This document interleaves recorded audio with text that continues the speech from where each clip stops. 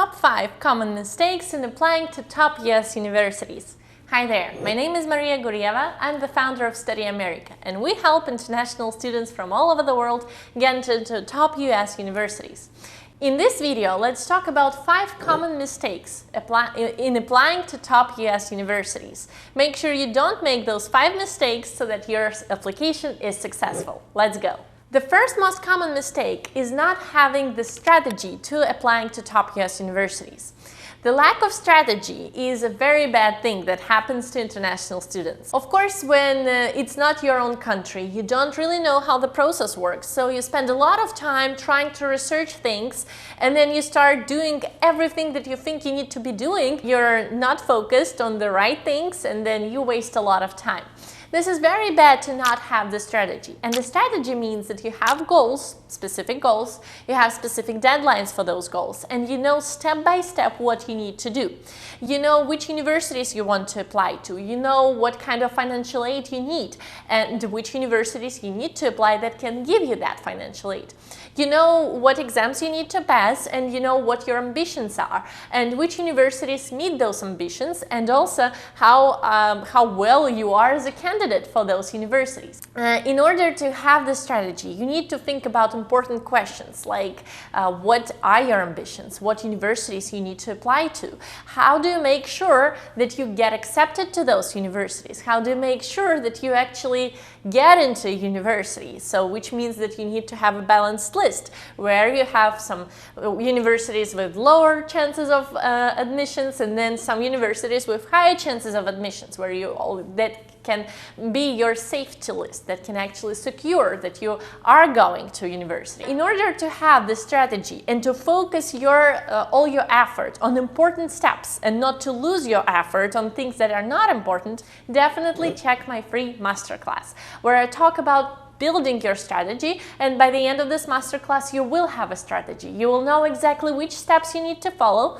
and you will know how to stand out against all your competitors and get into your dream school and also get financial aid. Definitely check out my free masterclass, the link is in the description. The second common mistake is not understanding the American mentality, and one of the very common things about it is that the European students do not really know how to brag. We are in Europe and in many Asian countries. People are pretty shy, they're pretty polite, and they are trying not to brag too much. But in the United States, people know how to sell themselves. They know how to build strong personal brand. And they just learn it from their high school. It's a very individualistic country. So they know how to talk about their experiences and they know how to talk about their achievements. A lot of the times, students from Europe, for example, they would write something like, I was very fortunate to happen to be a part of a very nice group, a very nice community, and we did very interesting things. So you see, in this sentence, we don't really understand what the person did. He was very fortunate to happen to be somewhere, so which means he didn't put any effort, right? Or he was very fortunate to be a part of a group. So it was a group effort, not his own effort.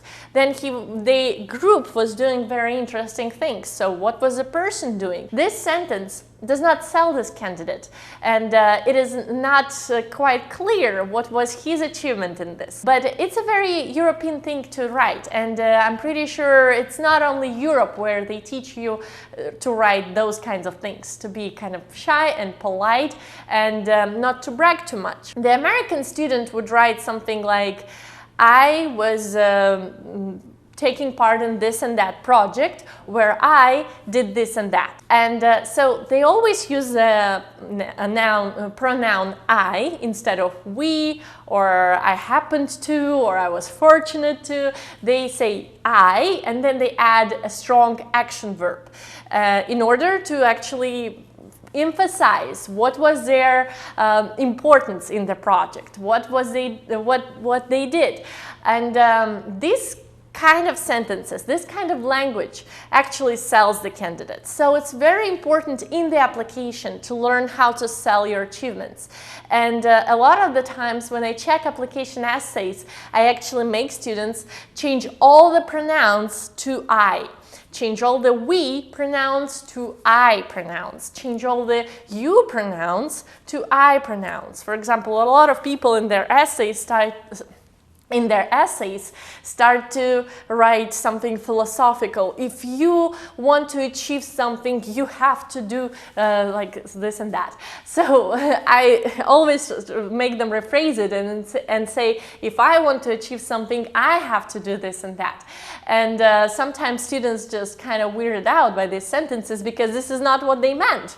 They meant it about some other people, not about themselves. It's very important to use a lot of I sentences and to actually learn how to sell yourself and how to write about your achievements and how to write about your experiences from your personal point of view by writing the pronoun I and then using action verbs. Forget about, trying not to brag. The application is a place where you need to brag about everything. Or you would be not as bright comparing to your competitors who are American students and who know how to brag. Definitely keep this in mind. This is a very common mistake for international students to write very modestly. And the application is not about me being modest, it's about bragging. The next common mistake is the lack of information. And the lack of information means not only just not knowing the application process, and by the way, you can solve it by coming to my free masterclass. The lack of information in a lot of terms is about the lack of research of universities. And this is also a very bad mistake because a lot of students are kind of lazy, I would say. This means that they do not make their application specific to specific universities. But the thing is that you need to research each university and to know exactly what they are looking for, and then to implement all your knowledge in your application to that specific university. For example, a lot of students write essays why you want to study in our university in a way that is very generic. So they write a sample essay where they say, oh, you know what, I want to apply to Harvard. Let's say, I want to apply to Harvard and I really want to study at Harvard because you have amazing professors and your professors are very knowledgeable and you have amazing academic programs and I can explore a lot of options and then find out what I want to study. I'm really interested in your majors. Then you have 400 clubs and that's such a big number of clubs. And then you also have a very low student to professor ratio and this is great. I will have a lot of personal attention. And also I really love your community because your community is so amazing and supportive and I would love to become a part of this community. So you see this essay, it covered a lot of topics, but at the same time you can send this essay to basically every college in the United States, every college. And then you only need to change the name. I want to apply to Harvard or to Yale or to University of Philadelphia or to whatever else, and then it can work. So the problem is when Harvard or any other school receives that generic essay, they understand that this is not about them. This is about any college in the United States. There is nothing that is specifically about them. They would not like it, but a lot of students do that. I saw a lot of essays where students are so lazy that they just write your university. I want to apply to your university because. I'm like, you're that lazy that you couldn't even change the name? And these essays are a complete failure because the university will not buy. For the university, it will be a very big red flag. You need to research universities and you need to have all that information, that specific information about how this university is different from everybody else, from all other universities. And then you need to put all that knowledge into your essays. The next very common mistake is not having enough time. And unfortunately, this mistake is super common because in many countries, the application process is much later than in the United States. So a lot of the times, students actually finish high school and then they have the summer after high school They finally got their high school diplomas, and then they apply to university. They apply, and then in a month or in 2 months they get in, and then in September they start studying. So the whole process takes place in the summer, and then in September they already start studying. So in the United States it's much earlier. So the deadlines are normally in December, sometimes the deadlines are in November. And so most of the deadlines are at very first days of January. So January 1st, January 2nd, January 3rd.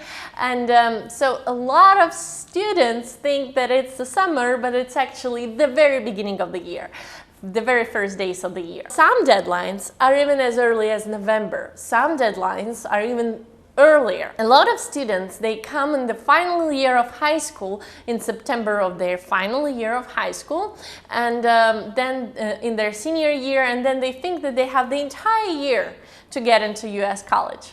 And they're like, okay, my final year, so I should start thinking about getting into college. And then they come and they start digging into the process, and then they understand that it's too late because their deadline is in 2 months and they didn't do anything yet, but they need to prepare for exams, they need to choose their universities, they need to write their application essays, and a lot of them, it's like dozens of application essays that they need to write. And so they understand that they have to take a year off. So then they prepare for this entire final year, then they take a year off, they submit all the documents in November of their year off, and then they wait, and then they apply only a year after. You need to start a year before. 2 years before you want to start studying in the United States is when you definitely need to start preparing. It's even better to study before that, to start preparing before that. So not having enough time because you don't know the deadlines of the United States colleges is a big mistake. And I hope that you watch this video early enough so that you can actually make plans and start studying earlier. And the final mistake is not having a mentor, not having somebody who can help you out. And of course this lowers chances and that makes the process much harder. You need more time because you need to find all the information yourself, and you need more effort because, well, there's nobody to guide you. There is nobody to check your essay and tell you what you did wrong and how you should correct it. There is, you just cannot use all the knowledge that is there, and you have to go through this entire experience yourself and find everything out yourself. I hope that my channel helps you in that, and we actually have students that follow our channel and follow our Instagram account, and they write that that was so helpful for them that they actually got accepted to Yale and other universities, which is always very nice to hear, and I'm glad that my content helps students get accepted to universities. But having a mentor is very important because you want to avoid mistakes, and you also want to save your time and focus all your energy on important things like preparing for the exams correctly, like writing the essays and stuff like that. Thank you very much for watching. I hope that this video was helpful. If you like this video, please press the like button, and I will see you in my next videos. Thank you for watching.